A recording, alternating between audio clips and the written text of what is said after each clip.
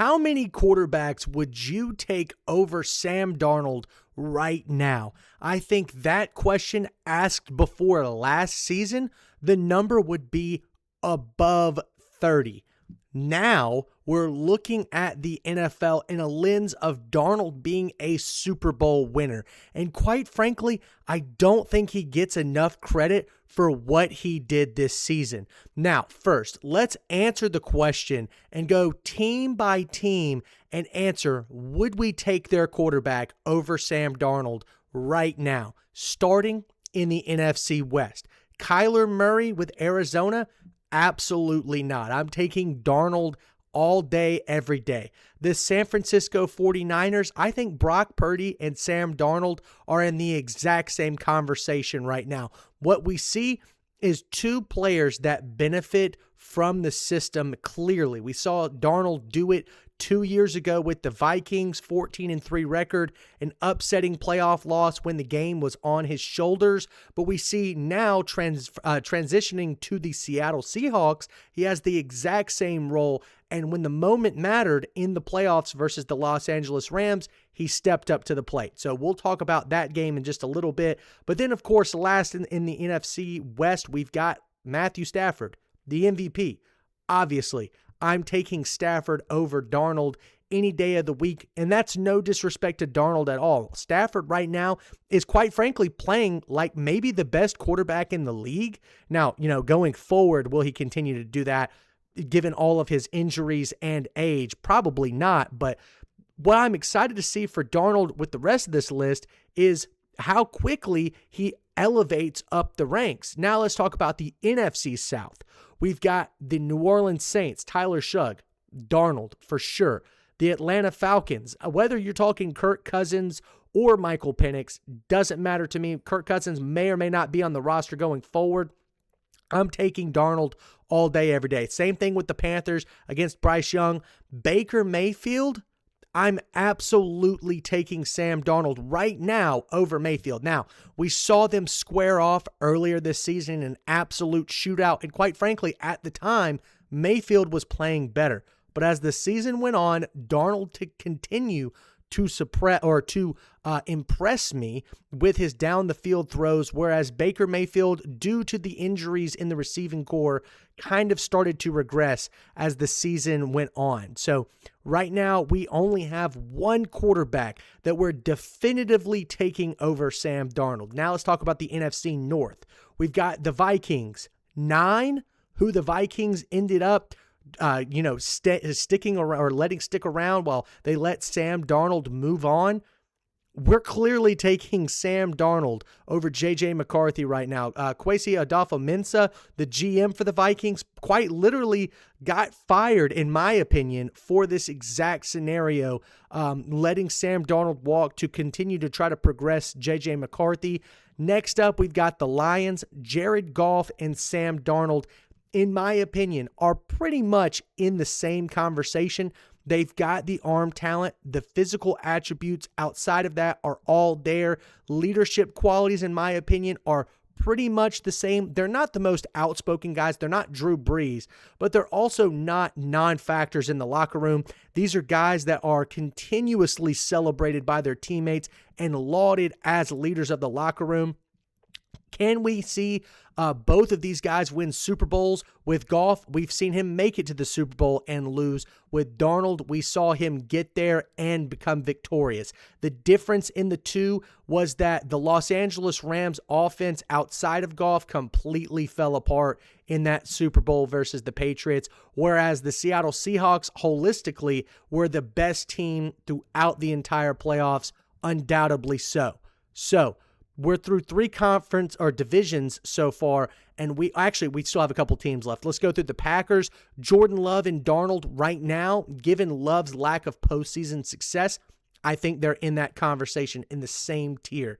Same thing could be said for Caleb Williams, although I would understand why most people would definitively take Caleb Williams. If you put a gun to my head, I think I would take Williams over Darnold right now, with all of Williams' physical attributes being much greater. His clutch factor, is kind of through the roof right now, although I don't think that same thing will play out season. We kind of see the Tyrese Halliburton effect for Caleb Williams. You know, he had some miracle playoff run as well as some late regular season finishes. So will we see the same thing for Williams this upcoming season? Probably not, but we'll also see him progress with his completion percentage, his arm talent, his ability to process. He's an extremely young quarterback. So I'm kind of talking myself into it. I would definitively take Williams over Darnold right now. Let's move on to the NFC East, the last NFC division in the conference. Let's see, the Dallas Cowboys, Dak Prescott. I would actually take Dak Prescott over Sam Darnold right now, definitively. I think Dak is a much better passer and processor with the football in his hands.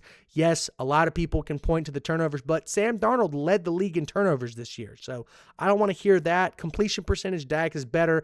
You know, and if you give Dak the same roster that the Seahawks had, which arguably he did earlier in his career, but I digress. I think the Cowboys are absolutely winning the Super Bowl this past season.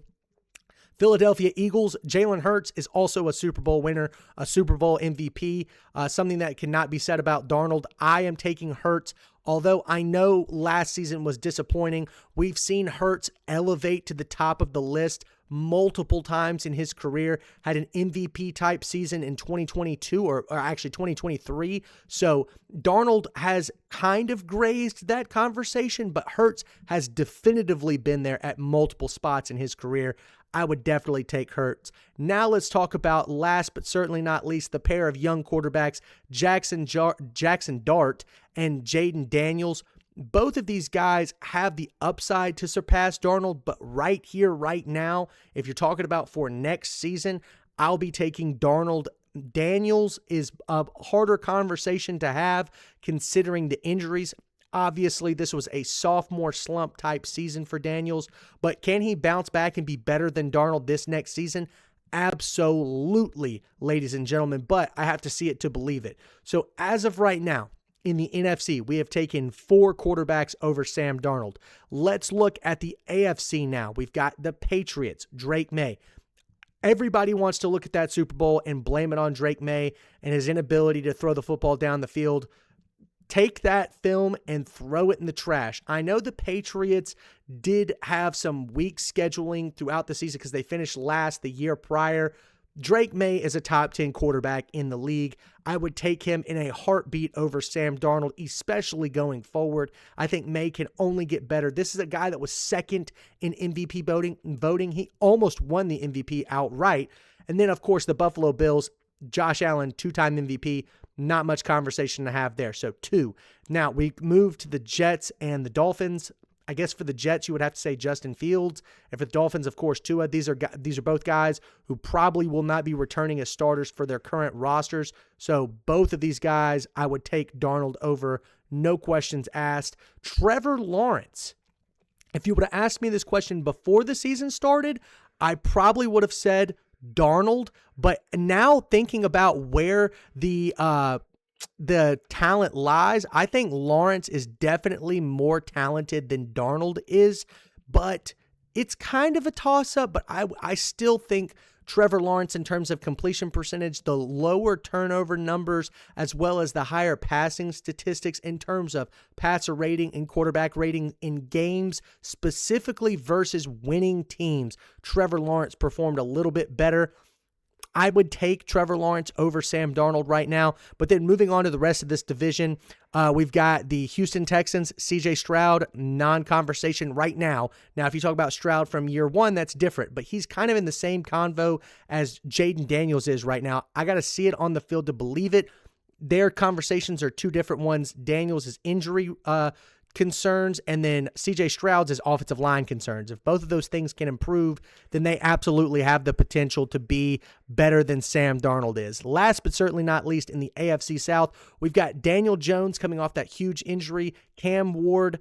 Both of these guys do not really have a lot to write home about. Now, Daniel Jones was having a really good season, but we have a catalog of statistics and performances before this stop in Indianapolis that would say Darnold is better. Now, both of these guys kind of have the same career track record. Both go to New York teams, both high draft picks, a lot of weight on their shoulders. They fall short there in their New York spots and move on to other teams where they succeed later in their careers.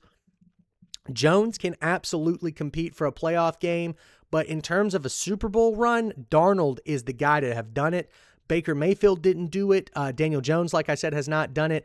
Darnold has been there and done that. I have to definitively take Sam Darnold over these three other AFC South quarterbacks. So right now, our holistic number right now, I believe, is 7. 4 from the NFC and 3 from the AFC South so far. Let's continue with the AFC North. Pittsburgh, Aaron Rodgers, probably the quarterback that I'd have to talk about. Maybe he comes back from his ghost retirement per the usual in the offseason over the last few years. We see, Pittsburgh and Cleveland as teams that I would never consider Sam Darnold being taken over these guys at all. I mean, Aaron Rodgers in the obvious back nine of his career has not performed, especially in the playoffs, for I believe the last 4 or maybe 5 seasons in a row. Whereas, Sam Darnold is now in the prime of his career. Shedeur Sanders, a Pro Bowler, but still nowhere near the conversation of Sam Darnold. I think you guys all kind of get in just what I'm saying. Now, Baltimore and Cincinnati, totally different conversation. That's Joe Burrow, Lamar Jackson. Now, Lamar, definitely no question about it. This is a guy that was in the MVP conversation 2 years ago.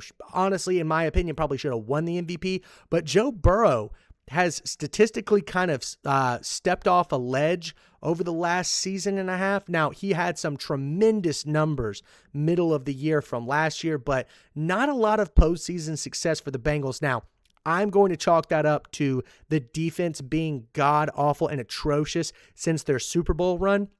But some other people have, some interesting takes about Joe Burrow, but those aren't conversations that I want to participate in. So I'm definitively taking Burrow and Lamar over Sam Darnold any day of the week. Now we talk about Kansas City, the Chargers, and Denver. Bo Nix, Justin Herbert first.